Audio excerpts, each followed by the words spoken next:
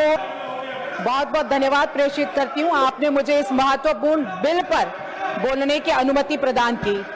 माननीय उपसभापति महोदय, मैं अपनी बात की शुरुआत किसी तर्क से नहीं बल्कि एक अभिनंदन से करना चाहती हूं, क्योंकि री नीट के एग्जाम में हमारे देश के 11,21,000 विद्यार्थियों ने सफलता प्राप्त की और उसमें भी 58% से ज्यादा मेरे देश की होनहार बेटियों ने सफलता के परचम लहराए। उसके लिए मैं उन सभी को ढेर सारी शुभकामनाएं और उनको अभिनंदन करना चाहूंगी।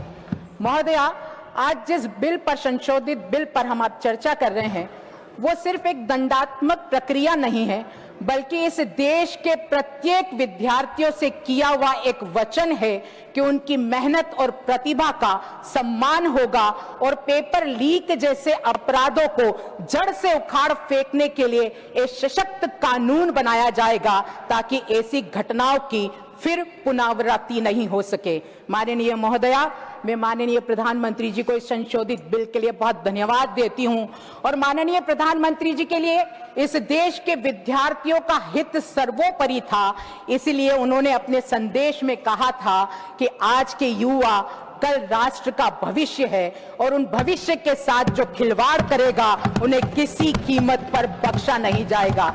और इसीलिए जब पेपर लीक हुआ तो पुनः परीक्षा का आयोजन किया गया और पुनः परीक्षा के बाद अति शीघ्र उसका रिजल्ट भी घोषित किया गया ताकि किसी भी विद्यार्थी का एक साल खराब नहीं हो।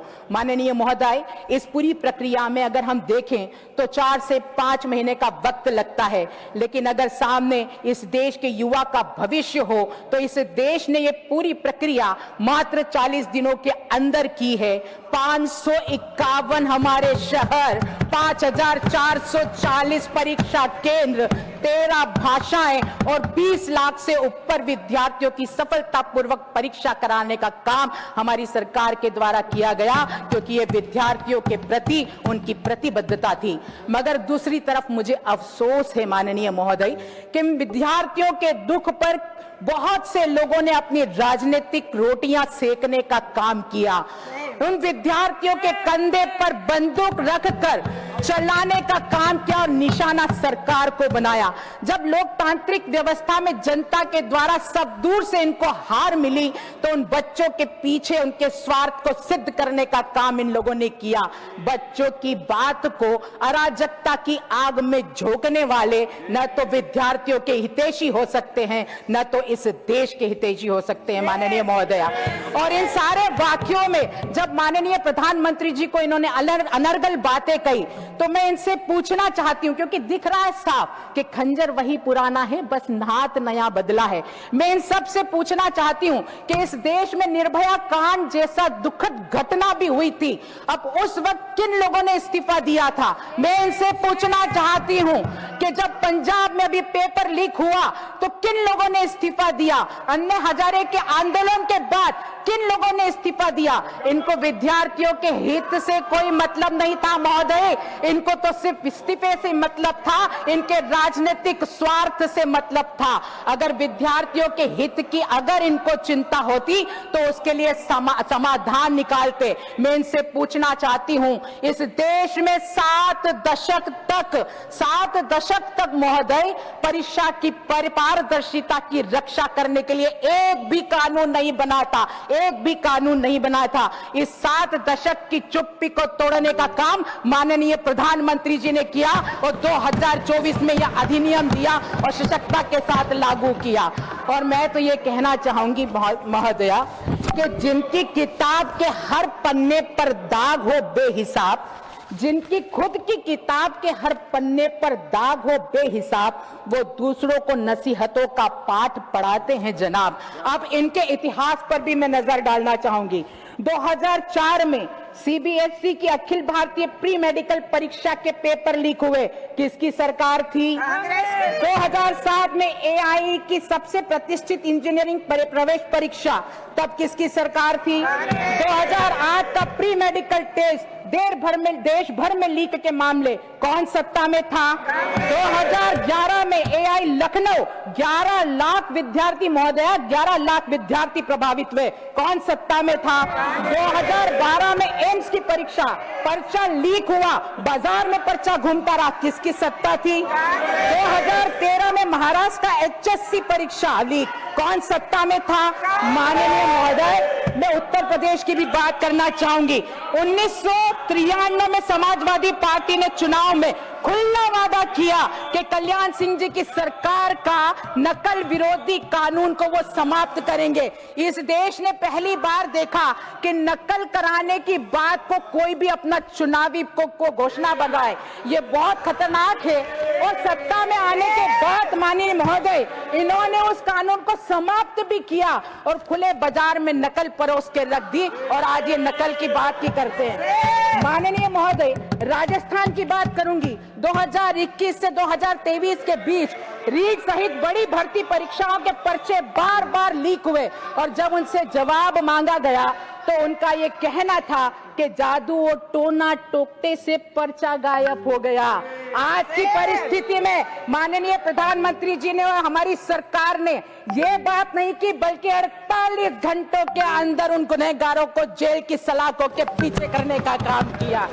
माननीय महोदय, मैं कर्नाटक की बात करूं, झारखंड की बात करूं या मैं हिमाचल प्रदेश की बात करूं, हर जगह पेपर लीक होते रहे, बच्चे रोते रहे और सरकारें सोती रही, लेकिन इन्होंने कुछ नहीं किया, क्योंकि जो खुद गुनाहों में डूबा हो वो क्या रास्ता दिखाएगा? जिनका आईना खुद धूल से भरा हो वो क्या अपना चेहरा बताएगा? माननीय महोदय, मैं आज इस सदन में खड़े होकर इस देश के युवाओं से कहना चाहती हूं कि हवा लाख मुखालिफ हो जाए, मगर जरा गौर तो कर कि वो कौन है जो चिरागों की लौ बचाता है, और वो माननीय मोदी जी है, जिन्होंने इस देश के भविष्य की चिंता की।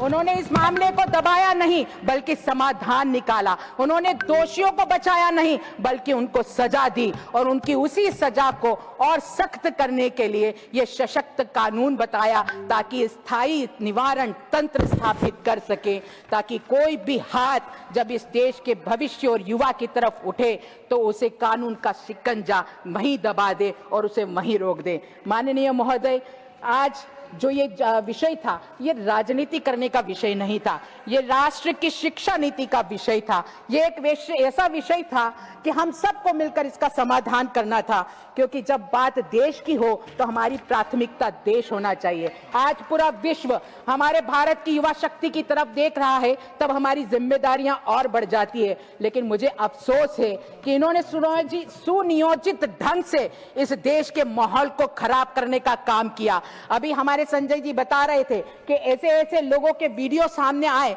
जिनका शिक्षा से लेना देना ही नहीं। मेरी संसद सदस्य साथ में गीता जी बैठे हुए, उनके फोन पर एक वीडियो आया उत्तर प्रदेश के उन्हीं के जिले का, औरैया जिले का एक व्यक्ति जिसके ऊपर 15 से 16 केस है, वो यहां आकर शिक्षा की बात करता है जिसका शिक्षा से कोई लेना देना नहीं।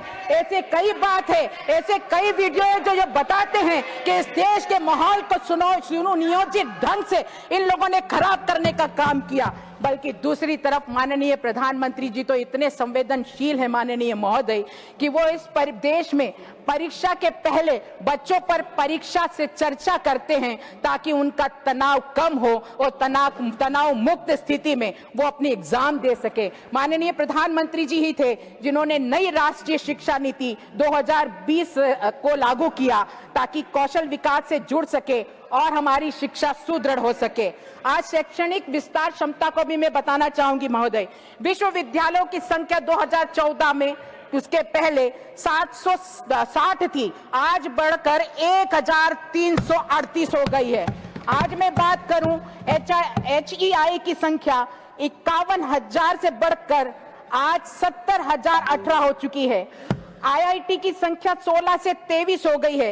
IIM 13 से बढ़कर 21 हो गए हैं। एम्स की संख्या 7 से बढ़कर आज 20 हो गई है। 2014 के पहले 387 मेडिकल कॉलेज थे, हमारे स्वास्थ्य मंत्री यहाँ बैठे हुए थे, आज दुगने से अधिक 818 हो गए हैं, जबकि एमबीबीएस की सीटें 51,000 से बढ़कर 1,28,000 हो गए। ये आंकड़े नहीं है, ये सरकार की विकास की बातें हैं और ये बताती है कि इस सरकार देश के साथ है, देश के युवाओं के साथ है। इतना ही नहीं, 1,40,00,000 से अधिक नौजवानों को कौशल प्रमाणन, 1,40,000 से अधिक मान्यता प्राप्त स्टार्टअप, ये सारे वो आंकड़े हैं जो ये बताते हैं कि ये देश के साथ हमेशा ये सरकार रही है। बस 2 मिनट की बातें मैं और कहना चाहूंगी। माननीय महोदय, मैं देश के बच्चों से ये कहना चाहूंगी कि 2047 का विकसित भारत, ये आने वाले जब हम 100वां स्वतंत्रता उत्सव मना रहे होंगे,